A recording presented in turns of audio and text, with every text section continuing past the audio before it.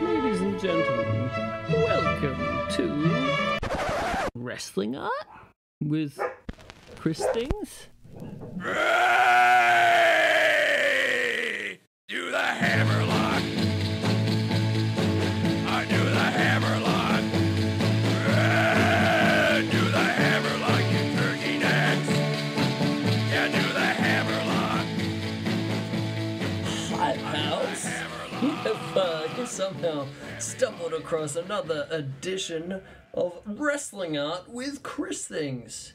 Yep, I am that dude. I am Chris Things Brian, your host this week and every week. And this is my podcast that I do about the ridiculously niche subgenre of art known as wrestling art. So we generally talk a bit about that. We also talk a bunch about wrestling. This being our match of the week edition of the show. We chop it up about my favourite match that I happened to watch that week, so much so that I made an art of it, and we'll get all along to that. We got a delightful match between Rey Hechicero and Zack Sabre Jr. from CMLL Arena Colosseo, and I have my dear pal David on the show a little bit later to talk about that. He'll be joining us in a few moments, but in the meantime, it's a moment where I get to vibe with you. I get to talk, directly to you, the listener. I kind of enjoy it, and it's the what's going on in the world of Chris Things segment, the way I like to think of it. Kind of like my monologue. I guess it's a monologue. That's the definition of a monologue, I guess. But yeah, so just Today, I got a few things here. So first of all, last week I was talking a little bit about, I guess, enjoying the process of making when creating art, and that not always being the most easy thing to do. It's easy for me to say that, like, just bloody enjoy it, mate, but when you're doing it, a white page, a blank piece of paper, a blank canvas can be pretty darn terrifying. So I thought, maybe I could help a little bit more. Maybe I can give a little bit more advice on maybe what kind of helps me enjoy the making process. And I was thinking about this the other day, and I think, sometimes with art, the important thing to be able to enjoy it is to treat it nicely. We need to, I think we need to romance it a bit, You can't expect to enjoy something if you're just treating it in a, anxiety-ridden way of just being focused on the end result. You gotta really treat it nicely. So in that way, what I kind of mean, like, we need to, create a little bit of romance. Same way you would a partner, making someone feel special. Make that art feel special. Before you paint or whatever. I like to put on some nice music. If we're gonna go to the next level, maybe we can, pour ourselves out a little glass of wine. Light a candle. Really set a mood. So we're putting all the things in to make this a lovely experience that it should be. So, I mean, I find that kind of thing really helps. Really helps, like, set up the table for you to have a lovely time painting or drawing or doing whatever sort of creative endeavour that you want to do. So that's my little tip, create a little bit of romance. Treat your art like you would a loving partner. And it will love you back. And I was thinking about this. If you have a good relationship with your art, it's like the love of your life that will never, no matter what happens, it'll always be there. So, for me, I obviously want to put a lot into this. I want this to be my, lifelong career. This is my dream. This is everything to me. And I love it, and I'm going to love it for the rest of my life. So, I don't know, if I can incite a little bit of that same deal to you guys to be able to enjoy that making a little bit more, it's a good thing. So see how you go. All right, that's the end of that little ramble. Next up, so this past week was quite an exciting one. As I mentioned last time, this past Saturday I had the Great Artist Market, TGAM, in Brisbane at is that a really cool spot, like right on the river. Story Bridge, a famous landmark that we have here in Brisbane, was just in the background, outside a lovely spot called Felon's Brewing Hall, or Felon's. It's Felon's Brewing. That's the Barrel Hall. That's it. We got there. But yeah, it was just such an awesome day. There's a whole bunch of other artists there, but so many people. And I had my art set up at my table. I had a bunch of fresh stuff, that I'd been working on between my last solo show and some different things that I finally had good to go. And it was just such a bloody delightful day. I can't express how nice it was. Like, I had so many lovely chats with so many awesome people. Again, sort of like some familiar faces, some new faces. But it's just so fulfilling. And sometimes you can get a little bit burnt out with this art stuff. You can get a little bit in your head. You can be a little bit, anxious, but it's these moments that sort of really like feed the soul, for me at least, to be like, man, all right, if this amount of people are saying good things about what I'm doing, and I can receive some absolutely truly lovely compliments throughout the day. So I really, in a heartfelt way, if any of you all that I got talking to at the event, or you guys discovered me through the event, and now you happen to be listening to this, please know, real heartfelt thank you to you in a very earnest way for that, because that replenishes my creative juices and keeps me in a good vibe to be making this stuff into the future. So yeah, such an incredible day. Massive thanks to everyone who supported, who bought something.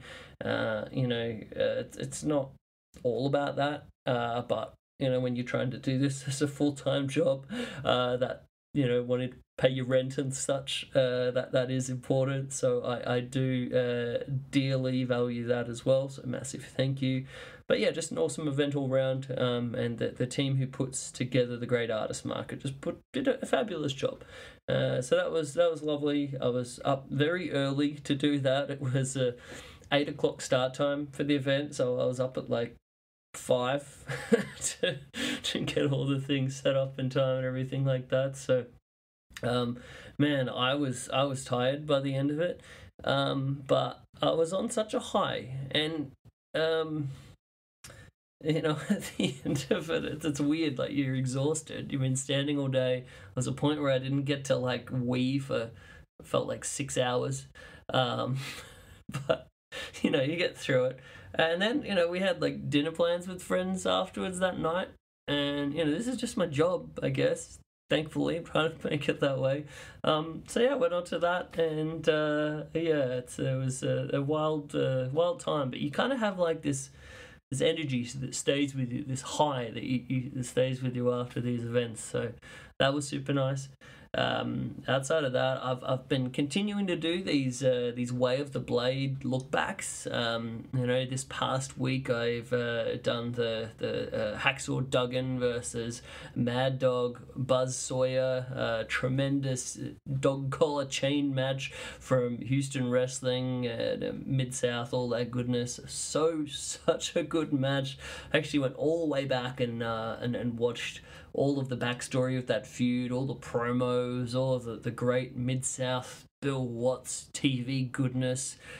So much fun. I just love like 80s Southern wrestling, territory wrestling, like so good.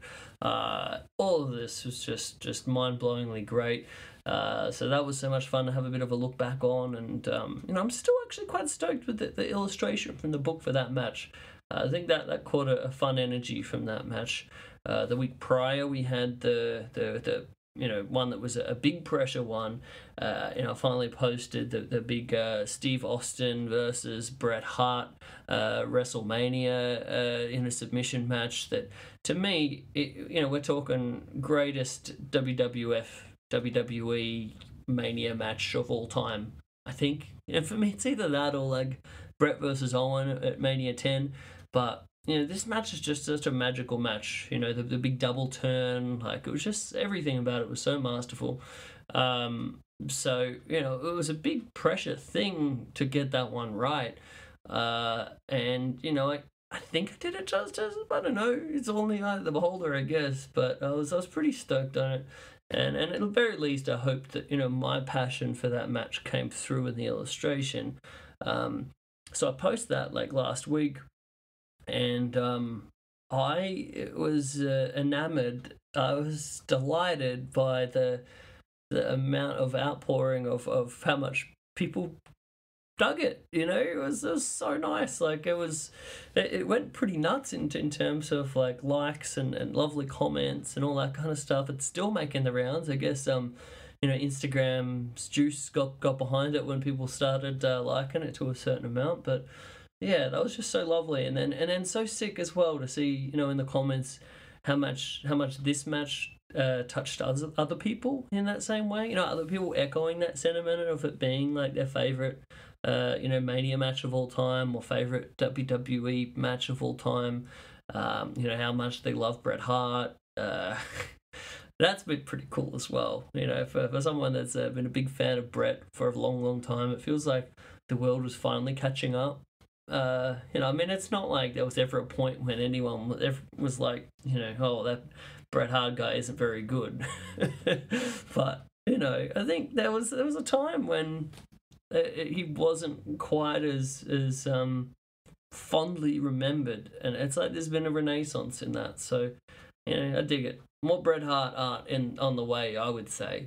And keep your eyes out. I think I'm gonna do something with that Bret versus Austin illustration. If you all dug it that much, maybe there's something else fun that I could do with it.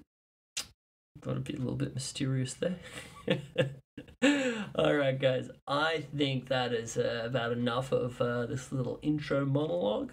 If you'd like more, you can sign up to my mailing list where I give a little bit more of a write-up of what's been happening, and you get to catch all of those fresh, new arts and such. So jump on the contact page of christhings.com.au for that. But all right, I think it's time for some match of the week goodness.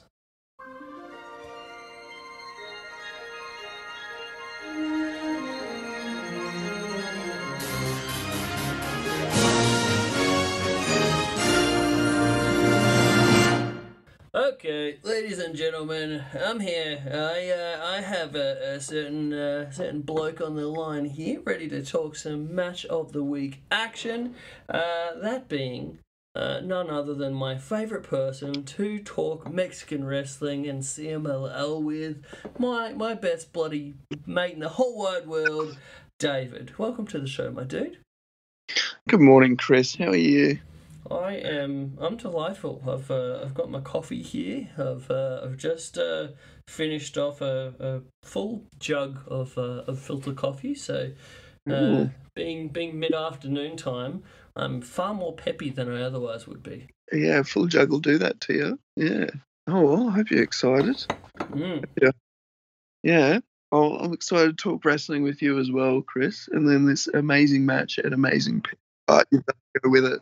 Oh, thanks, my dude. I really am stoked that I get to have you on to talk about the CMLL. As we spoke about last time, our many a night of hanging out, drinking some fancy beers, sometimes indulging in a little wacky tobacco, and watching us some bloody great Mexican wrestling. I will cherish those memories till my dying day, my friend. No, there'll be many more to come, I'm sure.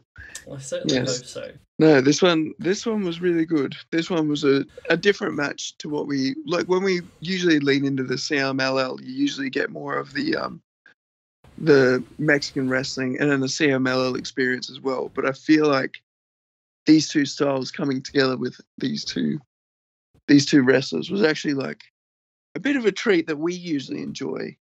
Like looking back whenever we watch our like old school kind of grappling days, or old school wrestling and old school kind of grappling that we usually enjoy.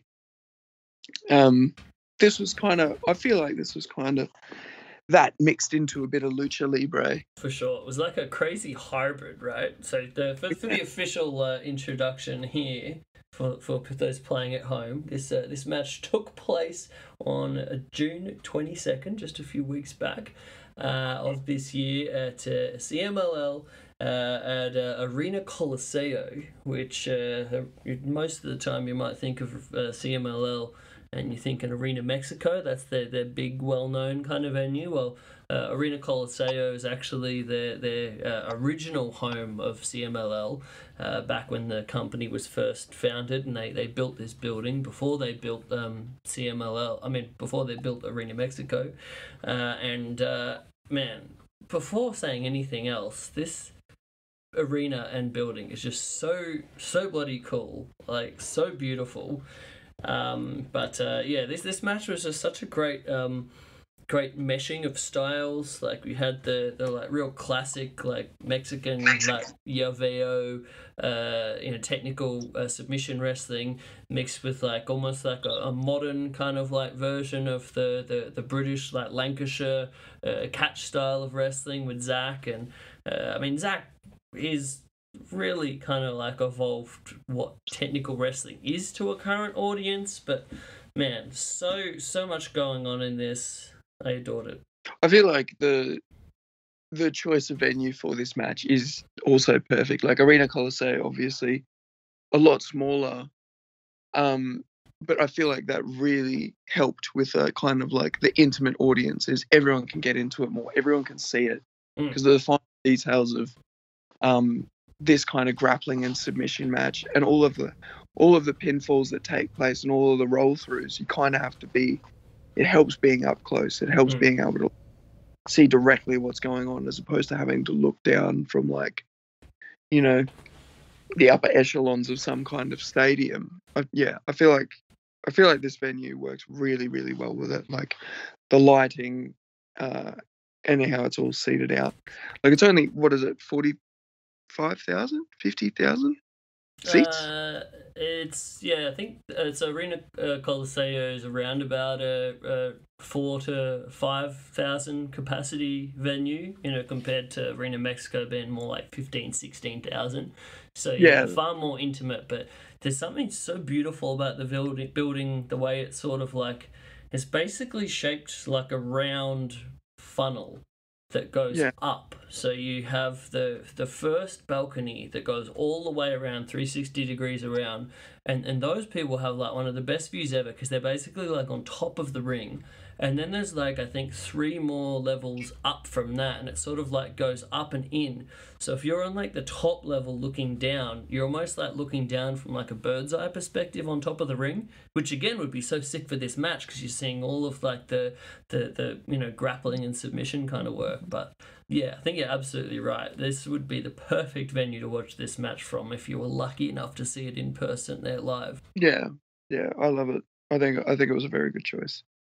Yeah, I think there was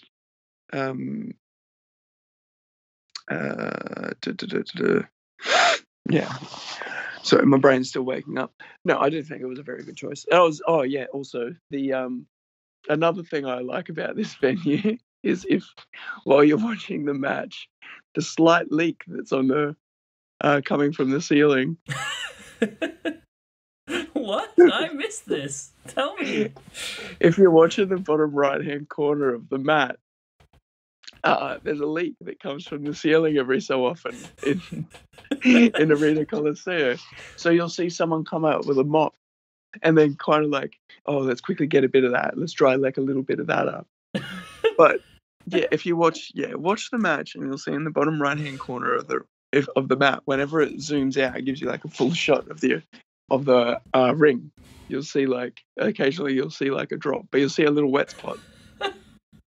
And it is my favorite thing because I like to see for how long it's been there. Like I like to see like whatever matches, and because I can usually try and guess the weather, and I'll look up the weather forecast of the actual show that I'm watching. I'm like, yeah, it was raining that day. Nice. Amazing. I don't know. I just went a little fun. fun little like wrestling games I like to play with myself. I love that. I mean, for a venue that's been there since 1943, Yeah. and I assume maybe the building standards are perhaps a little bit more lax. Yeah. In Mexico City, or I don't know, you bribe off the right person and you can skirt around these rules, but Yeah. to be expected, I guess. I love it. I feel like that's it's just amazing. Just seeing someone occasionally, like you see like a mop flick into the side of the shot every so often. You see like dab a little bit and they run off with the mop. But yeah, I would have assumed maybe that was just someone on one of the upper levels, like spilling their beer over the balcony a little bit. They're dripping it in the exact spot, and they've been doing it for a while now, Chris. And they're just like, "Oh, it's the Phantom Spiller. He's back again." Oh, that's so good, man. I really hope that, like, I mean, they have done renovations to these buildings, you know, like Arena Mexico or Arena Puebla or Arena Coliseo. They're these ones that are all owned by CMLL. They have done some renovations to them over the years, but by and large, they, even if you look at like older pictures, they still look pretty well the same. Whereas, you know, you have the equivalent in America of like, in a lot of these old beautiful arenas get modernized and they all just look the same. Like how Madison Square Garden, for example, used to have such like a unique, like signature kind of look, and then they did that last round of renovations and they got rid of the mid-court tunnel, and now it just looks like every other bloody, you know, basketball arena that you'll ever see, just this generic kind of thing. I really hope to you know, I hope they never actually get modernized, these buildings, completely. No. But I also really hope to get to go there and experience it, you know, in person while it's like this, which I'm hoping to do so with Cam and Taff's wedding coming up in April next year. Oh, I'll get us an invite. I don't know him, but I'll come over. Oh, dude, I'm sorry, Kaylin. Yeah, my plus one is now David. You have no idea how much this means to us. It's more than the wedding. The wedding is secondary.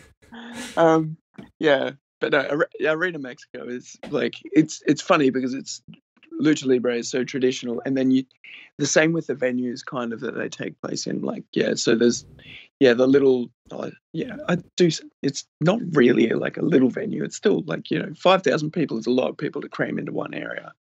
They somehow used to, like, if we're talking Arena Coliseo, apparently the original capacity was like 8,863. I'm like, how the fuck? Is that like just standing people in this like sardines? Like... I think so. I mean, you see some of the pictures of these like older venues in Mexico, and they jammed so many people in there. There was actually like a story of Arena Mexico for one of the big Apuestas matches in the, I want to say late 80s or early 90s, where so many people came in that the foundation actually cracked, and the balcony like almost like completely fell down, which would have resulted in thousands of deaths. But they actually had to close it down and repair the foundation because of the amount of people that were in there being so, you know, far exceeding the restrictions of the amount of people at the time. Oh well, got to get your wrestling in, especially if it's good wrestling, just like this match between Zack Sabre Jr. and Hechicero. Dude, so good. I actually took a few notes of this one. In my last match of the week last week, we had to do like the 3 because I got so behind. So I had Jeremy on and we were talking 3 match of the weeks. So really had to be like just, you know, a bit more swift. You know, you don't get to sort of dwell as much, which, you know, it's good for a bit of variety, but by comparison, so I didn't have any notes last time, so we just had to sort of like fly through it. This time, took my time, took some more notes, so I feel like we're going to have a bit more of an in-depth approach to this match.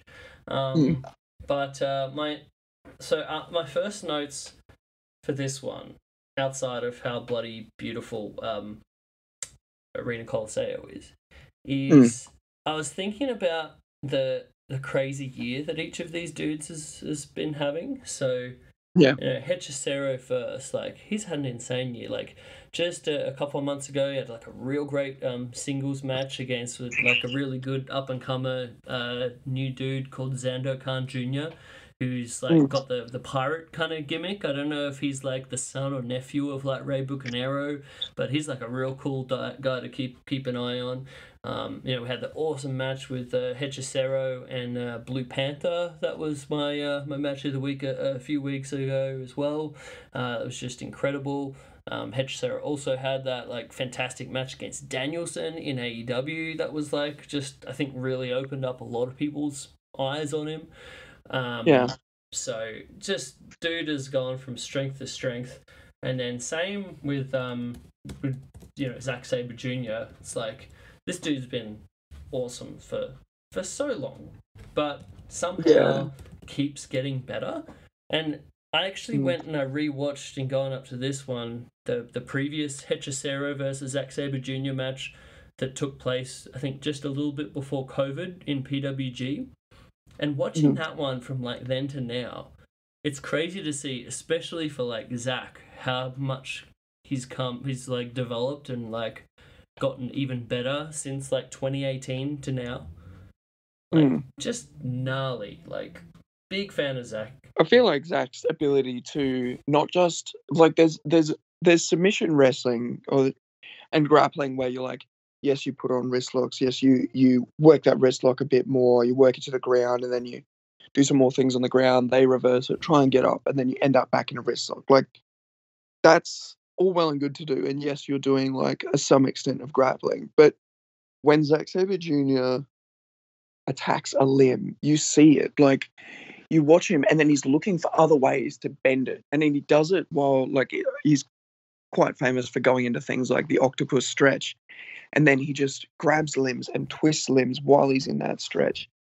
And I think through the years, his confidence with just being able to like, I'll grab that, I'll bend that for a little bit. Oh, I'm going to attack this as well. I'm going to bend the living shit out of this.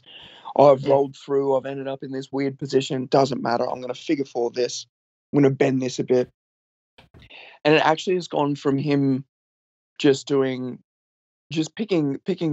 what people would usually go, which is like figure four things or like hammerlocks or whatever, and then just bending it a little bit more to actually making it look like he's having fun while he's doing it. And I think that's like really, it's like you say a thing like having fun. Like obviously all these wrestlers love wrestling, but it's like finding the fun in those little tiny individual things of when he's bending things throughout this match with Hechicero, and he looks out in the audience while he's like bending things further, like while he's kind of like, he's got people like with both arms behind their back, really stretching both their arms backwards. And he looks out into the audience while he gives them like a shake, or while he pulls on it really hard. Or he pulls like another arm really hard. Looks out in the audience, and then the audience like react to it. Because he's not just grappling anymore. Like he's genuinely like bending, breaking people and having a great time doing it. Which I respect. Yeah, and it's like the definition of being a properly like true like reactive wrestler, you know, like not like just going out there with like this, you know, pre-rehearsed, overly choreographed dance routine that, you know, a lot of matches basically are in this day and age. But having the ability to just react and you can tell the difference, you know. It's like those little, like, you can see he's just moving and reacting and having fun with it, and you can see the love for like the craftsmanship of it too. Like that was the biggest thing for me that stood out of this match. Like both of these dudes, just like such a love for the craft of what they're doing, of like the actual like art of, you know, wrestling, and like, yeah, you can see there's like so much love on display through all of it. But yeah, like you were saying about like Zach's sort of like crowd work through it, and like looking out to the crowd and like little sort of like pantomime stuff.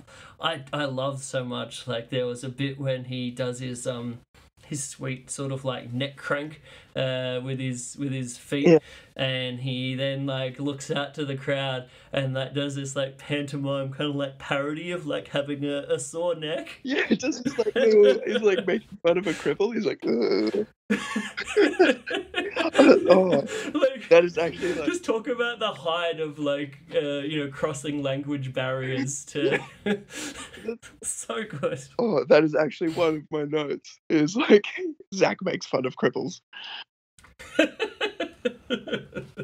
Zack paralyzes, and then Zack paralyzes man, and then continues to bully man.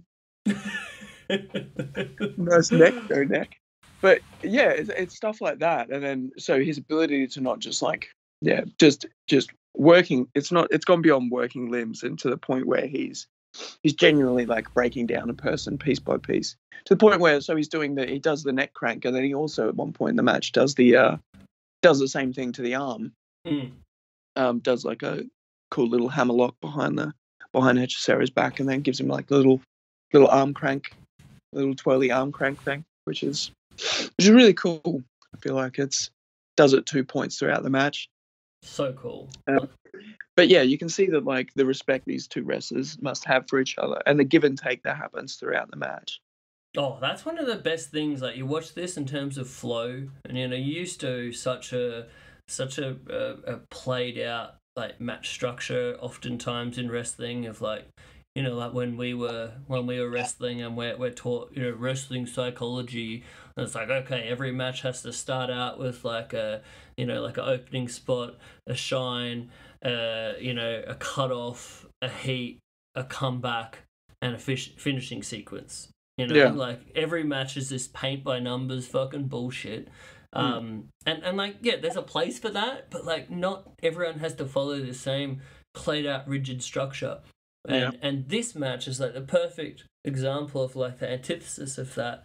It's like, how many times did this go back and forth, between both guys? Just like, Zack's in control, Hechicero's in control, and it just would flow back and forth probably like 20 times or more throughout the match. Yeah.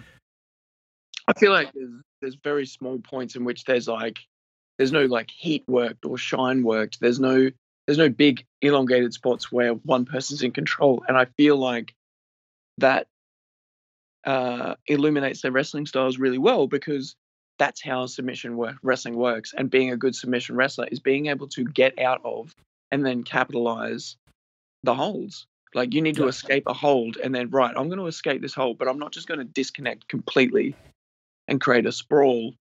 I'm going to disconnect, and then, I've got this opening here. If I take this limb in this direction, now I'm in control. So their match kind of just emulates like properly like trying to wrestle each other, like in jiu-jitsu, when you're in jiu-jitsu and then at one point you're on top and then you go for something, someone might catch you, butterfly you, and then flip you onto your back, and then they're on top and in control. I feel like this really reflects that, and it's really good to watch, because as you said, like, some wrestling can be paint by numbers, but I feel like that's starting to just die. Like, people are realizing like that's not entertaining anymore. Just entertain your audience. You don't have to do the same thing that's just been proven to work, because it does bore people. Well, I mean, a key difference, I think, is that, it does require a very high skill level that I would say these two guys probably a far higher skill level than I would say like 95% of active wrestlers going today. True, and the ability to like reactively wrestle in that way. This is probably a bit of like a old man yelling at clouds kind of shit, but like, I honestly don't think most wrestlers today, even guys who are in like very high levels on TV and stuff like that, I don't think they would have the ability to reactively wrestle. Yeah, no, probably not. Like, it comes down to like the character or the person you try and portray as well when you're in the wrestling ring, is like, what am I actually doing? Like, some people are just out there because like, that's their job, this is what I do. So, just go out, do my match, do my moves, fit it all in, fit this, like, get your shit in, brother. Yeah, it's get your shit in, because they feel like the light's only on them for a certain amount of time and it's a very thin spotlight. Whereas if you genuinely know how to entertain people, and then react as well, because that's what people will remember. And then it goes from you having this tiny little spotlight that just like flicks on when you have a match and then flicks off. You get remembered for like, oh, this person was really entertaining, and I want to kind of see what they're like, not just in the ring, but when they go and do like presentations, or when they're like got a bit of TV time or promo time. You want to see the like character that they're portraying. And so with like Zack Sabre Jr. and Hechicero, how they wrestle is just like extensions. They wrestle like it's extensions of them. Like, you know, you got Hechicero, the wizard, who's finding his way out of anything, pulling all these little tricks. And then you got Zack Sabre Jr., who's like, you know, grappling wizard, who's doing all the same things. And then this whole match is them trying to like one up on each other. Of like, oh, I've got you here. Oh, I've got you here. Oh, I've got you here. And it's like really enjoyable because of the different structure of the match. And then so you want to see more of it, but you know, you can't have too much of a good thing. And so having this little treat every so often is really, really good. I find it's like a breath of fresh air. Oh, for sure. This whole thing like felt like so fresh and innovative and cool and like different to everything else we watch.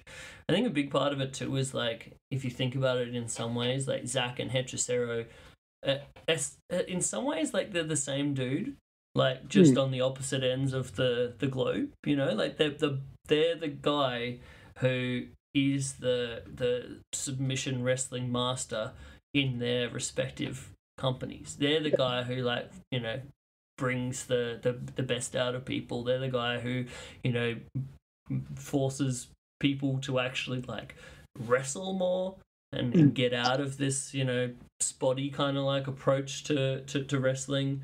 And then getting to see these two masters against one another, that's like the definition of dream match, you know, for me.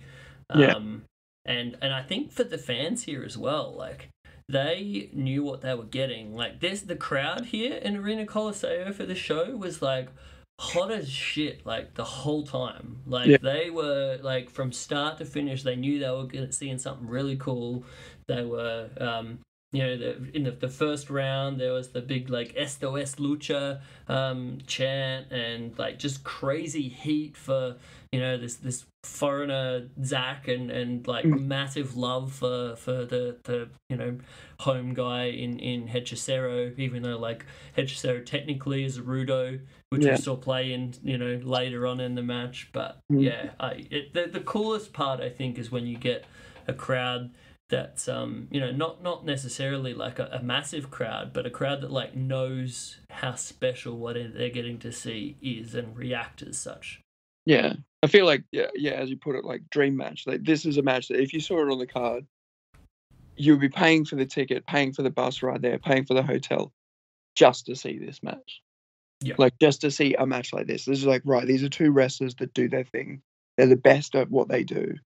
On opposite side of the globe. So yes, they do have their two different ways of going about it, but the end result is the same. They want to trick, they want to submit, and they want to do fancy pinfalls into getting a one-up on their opponent. And it's just a higher level of wrestling IQ. They're just like, yeah, I'm paying the money, but all these other matches, yeah, great. I'm ready to see them too. But this is the match that I'm coming to see. I feel like the whole audience was there for it. For sure. Yeah. The funny thing was, like, comparing it to that PWG match that I said before, like, one of the glaring differences was, like, PWG used to be known for having, like, one of the coolest crowds in wrestling ever. Like, their you know, previous spot at the American Legion Hall post 308 in Reseda was, you know, jam-packed with, like, these crazy hardcore fans that I was lucky enough to get along to. For one of the bowlers, and then they moved to like the New Globe, and I'd heard a bit about like the atmosphere kind of changing, and maybe some of the people being changing in terms of the regulars, and the you know, prices went up, so maybe like a lot of the regulars couldn't afford tickets anymore, kind of thing. But it was like the difference of a big part of the difference of matches outside of like the actual quality of wrestling, the crazy difference in the quality of crowd reactions. Like, this crowd for this one was, like, fucking there for it and appreciating, like we're saying, at every moment. But the PWG one, like, there were some Spanish fans in attendance who clearly knew who Hechicero was and popped. But like for the most part, it seemed like most of these people didn't know who Hechicero was, Mm. and like the crowd wasn't really with it. There was one guy who was just obsessed with like telling Zack Sabre Jr. how much he hated him, to the point it really took away from the match. Yeah. So just like it's crazy how much a different, you know, a crowd can either elevate a match or take it down a peg. Yeah. Yeah, it's again like this is one of the matches that people are like traveling for. People want to be there for it, so the respect that comes with it. Whereas, yeah, I think the PWG one is just like something that's on the card for most of those people. Like they're not going to search out these things. Like I think they just go to, well, sometimes just go to PWG purely because they're just like, oh, PWG has this atmosphere. I want to go to experience it. But when you get enough people there that are just like, oh, I want to be there to experience it, you don't actually have the experience. You just have a bunch of tourists, and then you know they just act like dickheads. But yeah, so no, this match was a lot of fun. Dude, the finish of the first fall, I wanted to make mention of. Yes. So this is like we're just getting so much rad incredible wrestling, like you were saying, like these crazy counters, escapes, transitions, like just some mind blowing stuff. I've watched a bunch of both these guys, and there was still some stuff that I feel like I've never seen before in terms of like specific kind of like counters or transition kind of deal. But yeah, we finally like get to the end of it, and that crazy like flying surfboard double arm ringer stretch thing that Zack caught him in. You know, he even like when he was actually going into that, transitioning into that, such a cool visual. With like Hechicero's hand like outreached, like doing this sort of like, no, I'm not quite gonna like tap out kind of thing. You haven't got me quite yet. And Zack just looking smug as all fuck. And I was like, this is the fucking moment, you know. I took a screenshot of that as my reference for the illustration, and I was like, I in terms of a singular visual, I still really, really love that. So that was what became the moment of the art. But then he transitions over into that just sick like a double arm ringer thing. Yeah. And I was just like, man, this is such a cool end to the first round. Yeah. It was cool. Like the whole sequence leading up to that. Like we've got a rolling submission attempt into like a figure four double knee bar thing that Hechicero like steps over Zack and then hits him with like a double knee bar, like a really firm double knee bar at the start. And then there's like Zack, goes for like a figure four into a step over toe hold thing that I thought he was going to grab his head, but no, he ends up grabbing him like a baseball slide submission, where he like rolls him over in like a twist, almost like a twist aside. Another rolling pin attempt from Hetch when he reverses that. And then, there's this amazing, like the spot, because it goes for like a tilt-a-whirl kind of thing, doesn't he? And then Zack pops out, reverses into the octopus, like catches him when he grabs his back. And then jumps over the back and then goes for the octopus. But it's so funny, as you say, like, and as we said at the start, where Zack's wrestling game has evolved, is Hetch is like reaching out, going like, no. And then Zack's like, fuck it, there's a limb, I'll stretch that too. Like, he just grabs it and he's like, fuck it, if you lift something out, I'll take it. He's like a hungry kid after 12 o'clock at night. He's just searching for anything on the fucking kitchen cabinet. He'll eat it. Don't leave anything out. He'll eat it. This cheeky kitty that is Zack Sabre Jr. He's a cheeky night snacker. That's what he is. But it's like just the idea of like the catch point, right? Where he's just like caught him, like you said, he's got one arm free, and then it's like, all right, well that arm's now locked down. Okay, it's you got me on this one. All right, mate. Yeah, so good. And then it's cool how what I really love about, I love the 3-point pinfalls that happens in Lucha Libre. I absolutely love the 3 pinfalls because I love how it transitioned from the first pinfall or the first submission into the next round. How they'll just be the person who usually takes the first or in between the rounds will like either go straight back to working on it or will attempt to go back to working on it and immediately be caught in something else.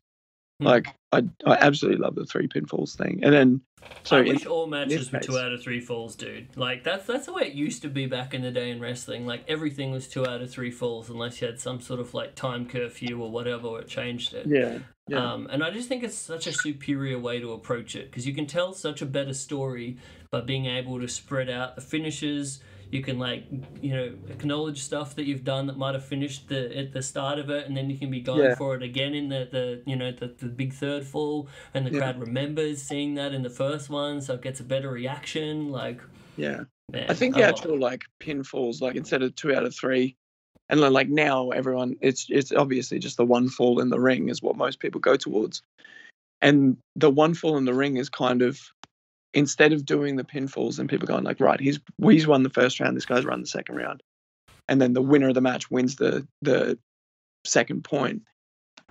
They just do it in like big pinfall attempts, and then they do, like as we said at the start, with the transitions between like the shine, you know, the shine, the cutoff, the heat, all that kind of stuff is just exemplified by these big moves and big pinfalls.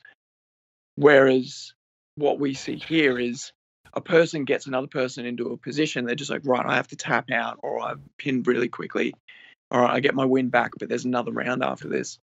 I think it just makes for like better storytelling, in my opinion. Like, I just enjoy it. I just enjoy it way more because it seems like, right, it's not over yet. You've been caught with this really heavy kind of thing. You got a bit to recover. Can you come back from it? And then usually you'll see it end up with 2-1, but there's some really cool instances where no, the person gets 2. Yeah. They get 2 in a row, and then that's I feel like the good storytelling is, no matter how hard the fight is, you could see a score and it'd be like, oh, this person got 2, the other person 0. They clearly flogged him. But it could just be like that close of a match where they could have gone to the third round, but they just got caught in something so smart, or caught with something that came out of nowhere. And yeah, so I don't know. That's my opinion on the 2 out of 3 falls match. I swear I was raving about it in the exact same way when we were talking about when I was talking to Jeremy about the Blue Panther Hechicero match. Just like, I've watched so much you can get out of it. I did watch that match as well. Oh, sick! The recent one, the most recent Blue Panther. Yes. Oh, fuck. I love Blue Panther. Don't get me started. Let's stick to this match. But yeah, it's just an example of why, you know, 2 out of 3 falls is that's the way it should be. And yeah, I thought these guys, just as way, you know, I was saying to Jeremy how masterful I thought the use of the 2 out of 3 falls was in the Panther Hechicero match. I thought, you know, same here. And especially when it's so submission based, and the idea of just showing that you get to a certain point of you can just get caught, you know. But yeah, I really loved that. What stood out to me as we were getting into like that second fall was sort of, I mean, I guess a bit what you were talking about with the sort of like they're sort of just doing a really true kind of like version of a submission wrestling match, of what submission wrestling is like, of, you know, jiu-jitsu, like ground fighting, or when you see like 2 premier submission guys like going at it in like UFC or you know, any mixed martial arts. But like just the way they would like be sort of posture and transition through like different holds, and the moments between those holds of kind of like just posturing and controlling a dude's body like the whole time, and like always keeping body contact, and, you know, always doing something and being active. Like, not, it seems like so much other wrestling we watch is like there's so many gaps, you know, and like gaps of like either like controlling a dude, or, you know, where it's just like the really over the top kind of like selling, or when a guy's like doing the walk around while the guy's like selling on the ground. It's just, shouts out to you that what you're watching is like preposterous. Whereas in this, like, I think it really heightens the believability of it, because there was always something going on like throughout this whole match. Like, it was so fast paced. There was always something interesting going on through the match, and it went by so fast. I don't know about you, but like I watched this thing and I was like, man, that was incredible. What a great like 15-minute match. Yeah. Or and then you look at the clock and you're like, this has been like 28 minutes. Yeah, well, that's it. Like, because I usually I watch it once for the enjoyment, and then I'll watch it a second time to take the notes. But yeah, like even watching it the second time, I was like, holy shit, this is like I was just like, all right, I'll watch it a couple of minutes and I'll stop to like take notes of what I've seen and what I felt of it. I'm like looking at the time button, I was like, holy shit, is this actually gone for like this is almost gone for half an hour. But it did not feel like it because you just enjoy it. Like if it's one of those things where there's so many intricate little points between the holds and where the other person's getting an advantage where you just don't want to look up from. Yeah. But yeah, as it works its way towards like the second pinfall, the second submission, we've got he comes in, what is it? Hechicero runs in, get his signature high knee that he hits on the ropes. So snappy. Love it. Yeah, works that, and then he works into his Crucetta bow and arrow, which I love. So cool. I just love his like how he sprinkles like Crucettas all through. I don't know, Crucetta. I say Croqueta? Croqueta? Yeah. I imagine it's meant to be like. I'm just being silly. Like I said croqueta. Croqueta. Oh, croqueta. The rest of yeah, like the crucifix kind of thing. But how he sprinkles it like all through his wrestling, and then hits that Crucetta bow and arrow for the second, ending the second round in this match. Which Such I thought an awesome submission. Like just having him like tied up in like every which way. Like everything is locked down. Like I feel like it's like a reflection on the first pin attempt where he's just got the other guy locked down so well, and the guy just has to get like it's Zack Sabre Jr. had the octopus stretch where he had all of his limbs tied up. Same thing for this one. So he's not just submitting Zack Sabre Jr. in one of these amazing lockdown submission attempts. Oh, he's not just submitting anyone. He's submitting Zack Sabre Jr., like the master of getting these holds, as well as the master of putting on these holds. And Hechicero has him in one of these, has him in his bow and arrow, which to me is just like, when I watched it immediately, I was just like, he's not just submitting anyone here, he's submitting ZSJ. I mean, it just goes to show, this is hammering home that this is like a battle of like two true masters. Yeah. You know? Yeah, exactly. And I think that was just like a really good reflection on the first round. It's just like one person's got the other guy completely locked down. There's nowhere to go. He's got to give it up. Same thing that happens here where, he's hit his knee thing. He's hit his knee in the corner, works his way to this, gets him in the Crucetta. And then stretches him out, and Zack Sabre Jr.'s got nowhere to go. An amazing little reflection on the first one there. I really enjoyed it. I really love seeing it. Yeah. And again, really smart. And then why I like the 2 out of 3 falls is in the single fall or in one falls, only one submission counts, and I don't think that's really fair because you can be submitted and keep going. You'd easily, like in jiu-jitsu, you could easily be submitted and be like, oh yeah, I tapped out, but you get another go at it. So they get a really good showing of both their skills here. It's like, this is enough to completely lock a person down and tap them out. Whereas if it wasn't that way, the person would somehow be able to get out of it. And then just, but yeah, they do that. They get the bow and arrow, moving on with the match. One of my favorite bits about this match was the backslide off. They're both going for backslides. Oh, yes. So I'm going for a backslide. And they do the cool little, they wrap their arms underneath and then, I'm going for a backslide. I'm going for a backslide.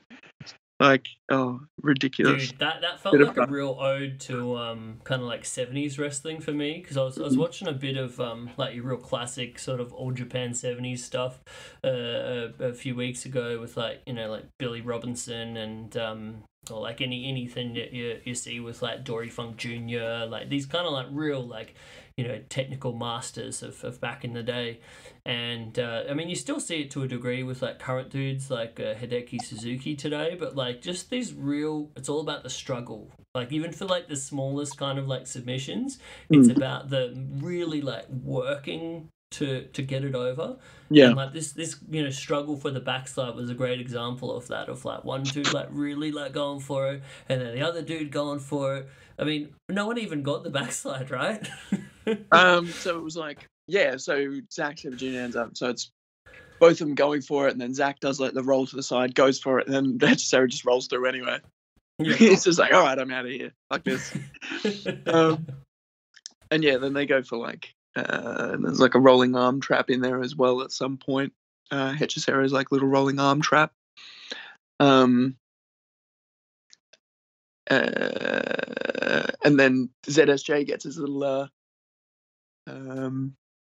gets his like pinfall where he bridges back with his arms crossed, which I fucking love. The classic British pin thing. So good. I absolutely love that thing. But yeah, it goes for that. Dude, I loved Hechicero's like rolling cradle, like just rolling like all around the ring, and then like finally like catching him for like a near fall. I every time I ever see that spot, I adore it so much. Oh, it's just so much fun. It's like, and especially these two guys doing it, it's just a bit of fun in a very what's meant to be like quite a serious submission match. I feel it's just like that's what we're talking about, where it's like high level of wrestling IQ, and then also entertaining people. Like everything doesn't have to be these really, really cool transitions between holds. Like they can sprinkle fun in there for people who are standing by. Yeah, but I mean, I get it from like sort of an actual wrestling perspective. Like if you're going to try to insert some logic to it with that like rolling cradle, the idea is that he's like rolling him all around the ring, like discombobulating him kind of thing. So then the idea he like finally catches him in the pin. It's kind of like when Danielson used to do the airplane spin and then would like catch him in like the small package right at the end kind of thing. You're all like bit fucked up and dizzy, so it like makes it all the more difficult for you to kick out of that pin at the time. Yeah, which way's up kind of thing. Yeah. And then we got that like awesome pin exchange sequence that I thought was one of the most well done versions of that. Like it's almost like become one of those like really overly done tropes at this point in wrestling, where it's like everyone's going to have like this great match, we've got to have like a pin exchange sequence. And a lot of the time, like I remember probably the first time I really saw it and remembered it and was like, this is fucking awesome, was like in that Eddie Guerrero, Dean Malenko series of matches of just incredible stuff. But then it became like this trope where everyone's like, all right, your turn to do a pin, your turn to do a pin, and you'd see a lot of dudes do it and it would just feel like that. Like just like, okay, your turn, my turn, and it's like 1, 2, 1, 2, 1, 2. Yeah, I'll help you get here, now you help me get here. Whereas here they're just like, they're kicking themselves into it. They're just like with the rolling pin exchanges and like the fish out of water spot. They're like throwing their bodies into it, and they're just like desperately trying to hold the other person down, which is like what I feel you need to do. Like so many things nowadays are just like, as long as you're laying on top of them, it counts as a pinfall. But it's just fucking lazy, and I absolutely hate seeing just lazy ass pinfalls. Like you don't always have to hook the leg, but make it look like you desperately want these people like on the ground, like you want to hold them in it, and you're not just giving up that like, oh, we know we're going, because most of the time you can see that they're going into like a pin exchange. Yeah, like most of the time you're just like, oh, here it goes, and that's genuinely how I feel. It's just like, oh, here it goes. There's going to be like 30 seconds to a minute of this. Whereas like here, because of the two wrestlers, there could be pin exchange. Oh, this guy's going for a submission. Oh, it's been rolled into a pin exchange. Like anything could happen between these two, kind of like the fish out of water spots, the rolling pins, all that kind of stuff. They could go. I would have bought it if any one of those pins, like there was especially a great one where like Hechicero kind of like popped him up to get over into the pin. I can't remember the specifics, but it was like in a real interesting kind of way. And when he had that pin, I was like, this could be the finish of the match, and I would have loved it. It's not just like, all right, here's the pin exchange that goes nowhere just because that's what we do. Yeah. Well, that's like, there's the it's like Hechicero's like back toss thing where he stands on top of them holding both their legs. Oh, so sick. Back. Yeah, so that's like a little later in the match, but yeah, where he's just it's like he like rolls back and then kicks him up. It's like a weird like reverse monkey flip, I suppose, and then he goes for like an arm cradle after that usually. Yeah. But yeah, oh mate, I love it. I love seeing that. But yeah, exactly. Like these guys, you could easily buy that. Like, oh yeah, they're going for this like fish out of water spot. But you have to keep your eyes on it because any one of these could be like a quick 1, 2, 3. Yeah. Like they've done all their wrestling throughout the match. Like you've been rewarded already. So at any point now, you're just like, right, it could be any one of these. But that's why you sit and you enjoy these matches. And that's why you focus and you like actually Yeah. like pay a close attention to it because they draw you in that way, so you really believe that this, you know, any one of these could be the finish. Yeah. And I think there's something to be said about that. Like, I'd be very fascinated to watch this match with someone that's like a bit more of like a casual wrestling kind of like viewer.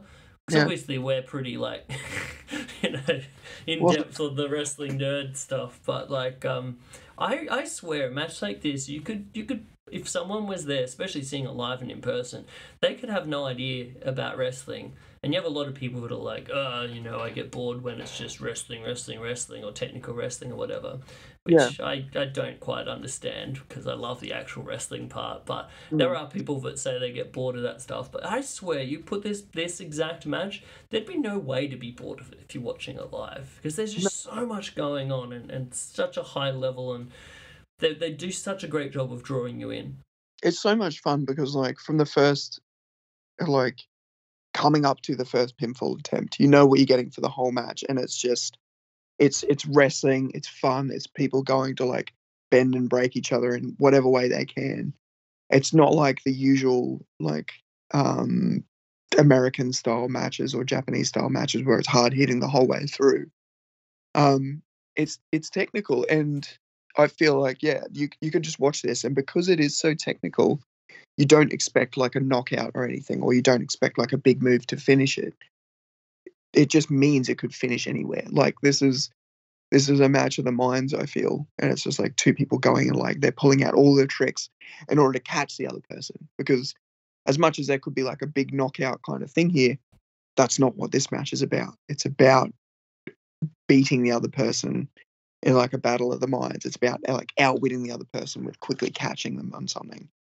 And isn't it so much better like that, and the idea that any moment it could finish, and so you're that much more into it than like, all right, we have to see a guy's big signature move to be able to finish the match. Exactly. Like it's just like, no, we have to see this guy's move, or we have to see this guy's move. It has to be their finisher, as they call it.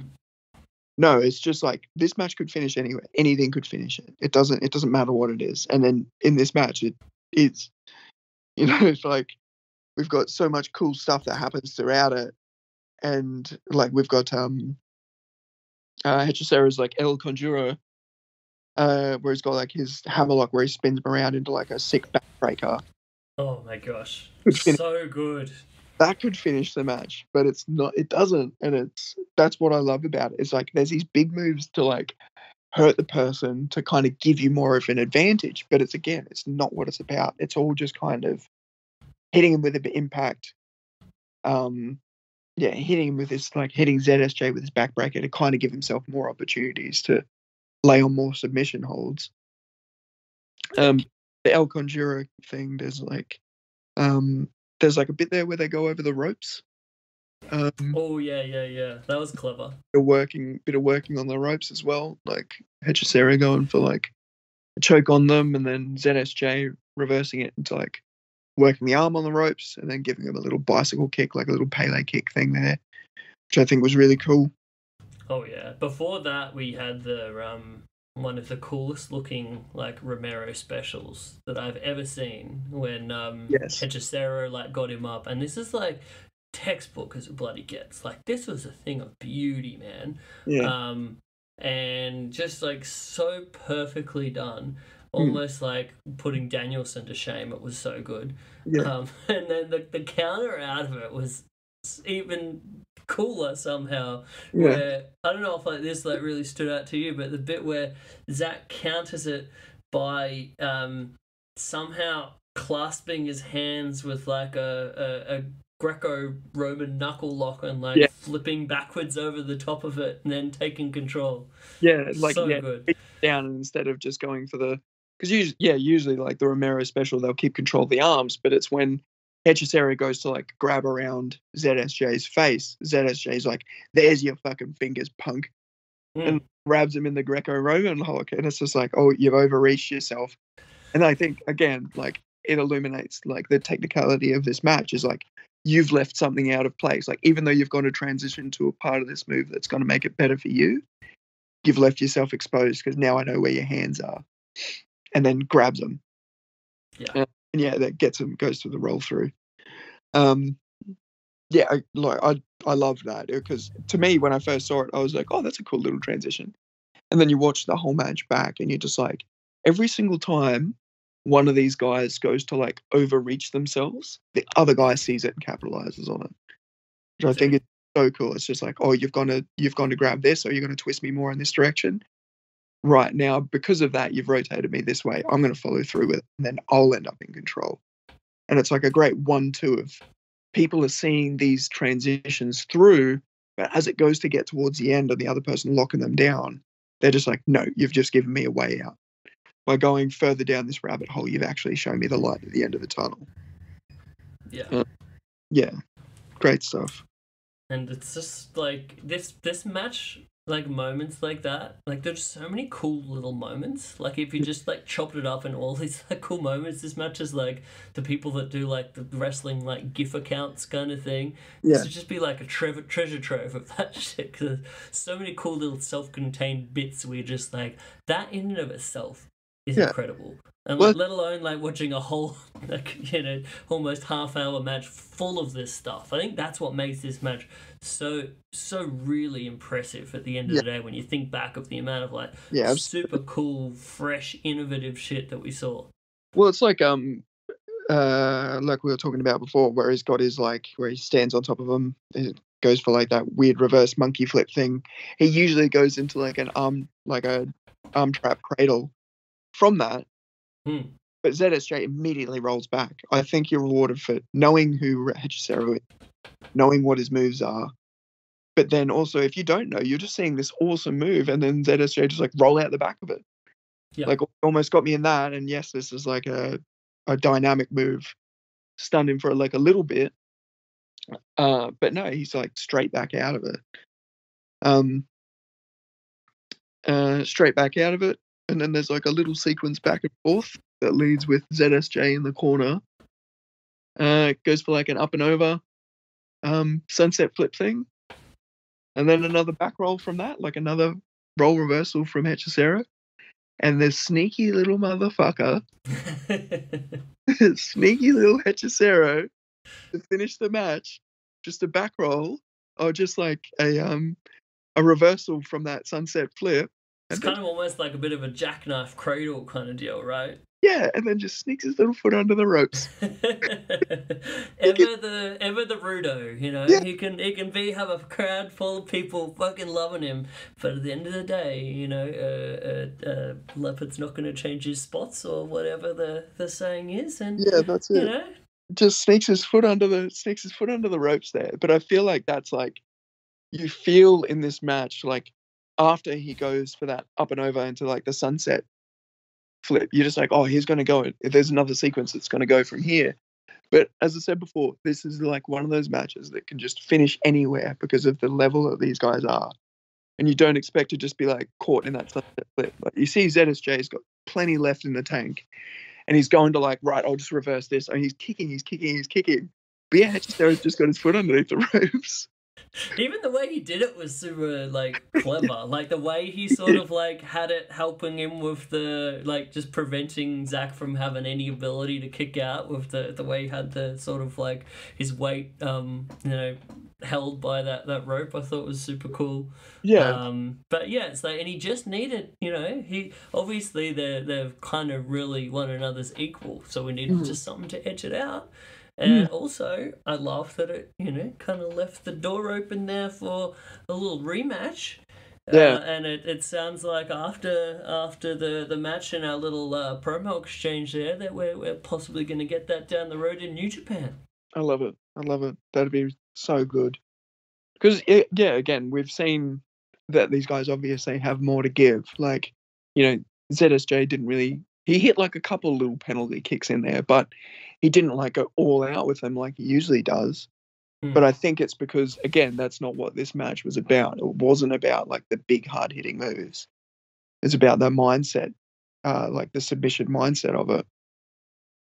So yeah, leaving that door open for more things, I think is just like, it's so cool. I love seeing these like matches where it's going to build to something. Yeah, and it's like, I think as well, both of these guys are such, they're capable of such creativity, and they can do so many different things that I completely believe we see that rematch in like New Japan. It could be a completely different match. I definitely don't think we just get the same match over again. And especially the idea of, I think it's super interesting what we were saying before, how much the crowd can kind of change it. Like a red hot, super hardcore, like Korakuen Hall crowd, I think would adore this in a completely different way that would be really cool too. Yeah.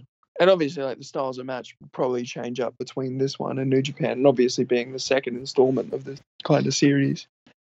But no, I think this was a great match to watch, and a great piece of accompanying art to go with it, Chris. Like, I think you've captured thank you, ZSJ's little smug ass, giving a little cheeky smile there over the top while he reaches out for that second arm. But yeah, I think it's really good. Thanks, dude. Yeah, it was a tricky one as always to kind of try to pick the exact moment, but like I said, I think there was something just really cool about that sort of outreached arm of like, no, you haven't got me quite yet, and then Zack's like smug kind of like, hang on a moment, Governor, I'm gonna bloody get you, and then hello, Governor, someone's left their broom out on the street there. For some reason, talks like it's like an 1890s chimney sweep. Just like a kid that hands out newspapers on the side.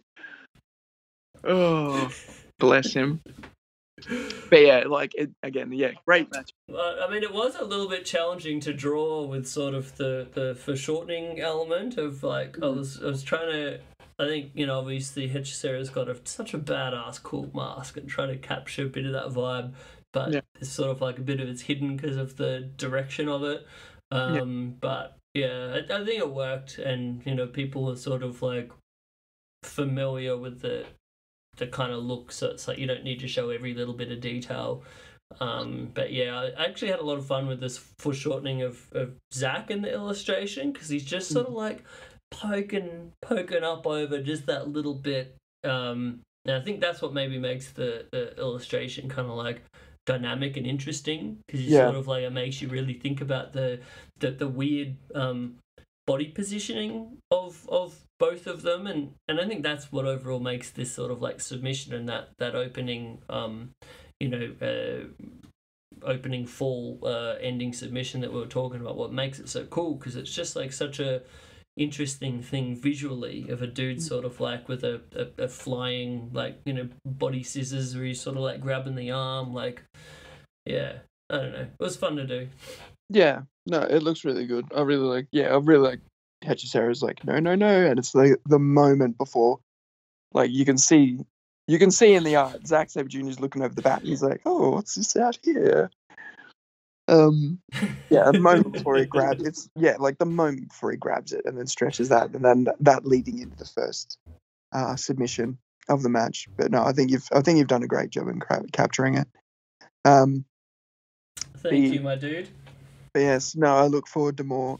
Again, like, I fucking love Hechicero's gear. He looks like a luchador mixed with He-Man, like, character. It's cool little suspenders. But yeah, titty straps. It's sick little titty straps. Big old titty straps. Hell yeah. Great man. Yeah. A great piece of art coming with it. Thanks, dude. I envision there'll probably be many more future match of the weeks that are probably gonna involve Hechicero or Zack Sabre Jr. or when we get this bloody rematch, it could be a hard bet to bet against that one. Being it, but no, both of these dudes are really cool to draw. And yeah, this match was just so much fun to watch, and it just made me really love wrestling. Sometimes you watch a lot of wrestling and you're just like, ugh, I'm just kind of wrestlinged out. You watch this match and you're just like, man, wrestling's fucking cool. Yeah, some things can leave you exhausted. It's when you get too much of the same thing, no matter how good. It's just, you can't have too much of a good thing. That's why this is this match, breath of fresh air, something that obviously stood out to you, so you could make it the match of the week. But it stands out. It should stand out to everyone, going this is something that's different. It's something that's exciting. Rewards you for watching. Rewards you for knowing what the wrestlers do and who the wrestlers are, but also rewards you for, if you're a first time watcher, you just want to see something cool, you want to see some fun. And this is it's different to everything that happens. I was going to say run of the mill, but no wrestling in CMLL or New Japan, where Zack Sabre Jr. is wrestling at the moment, is none of that's run of the mill. It's obviously the highest caliber you can get. But yeah, it's just exciting. It's different and it's exciting. And yeah, so I loved it. Right, dude. Well, I'm stoked that you enjoyed it. Yeah. Apparently, it's good enough that got the big 5 from Dave. I was surprised by that. Good, Dave. I'll hunt the guy down if he doesn't. I'll see him on the next train. Catch him on that train. I'll be like, listen, fuck, are you going to take another one of these pamphlets? Shout out to the time that we were on a train in the UK, same train as Dave Meltzer and Brian Alvarez, and I had my little art zines that I was wanting to give out to people in the big crowd of everyone going to Wembley for the big all-in show, and Dave was there, and I was a little nervous biddy, and I was Matt, I don't know, was hey, you should give one of these to Dave, and I was like, oh, I couldn't. I was too nervous, and then you were like, bloody give me them, and then you went over and did it, which I appreciate. That's right. Yeah, I had to ask them if they had a moment to talk about Jesus Christ, and they were like, no. And I was like, what about cool wrestling magazines? And they're okay. Fucking the old one too. Love it. Oh, yeah. No. Delightful. Well, thank you so much, my dude. Thank you. Thank you for having me on again, Chris. Always love it. Always appreciate it. And I appreciate you. You too, man. I always love us getting to have a little chin wag about wrestling. And who knows what the next one will be. Is it going to be CMLL? Is it going to be a return to World Japan and some Riki Choshu, Genichiro Tenryu goodness? Who's to say? Oh, it could be.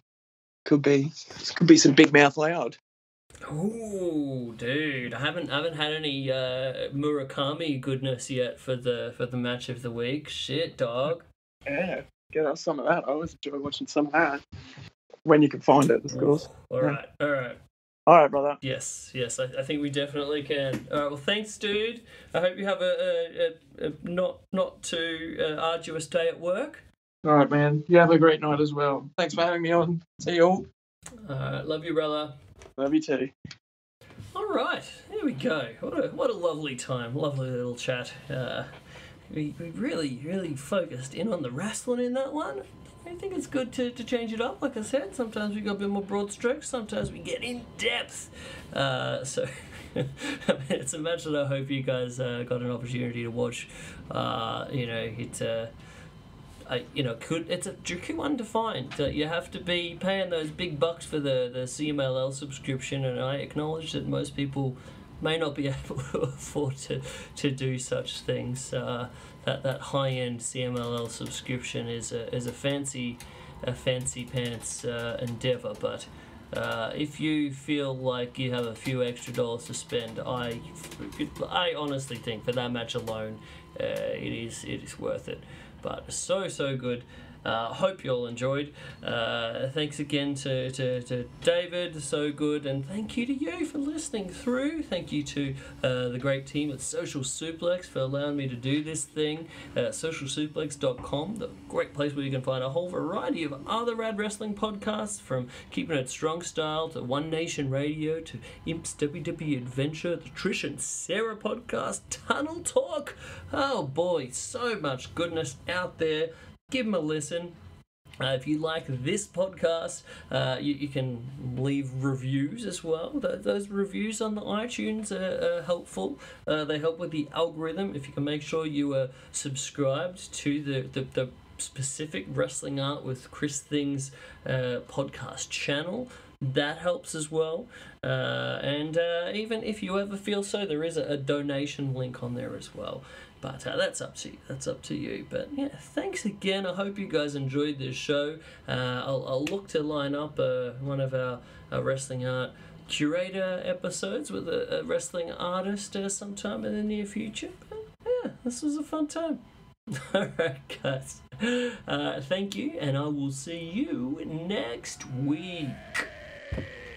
Bye. Do the hammerlock.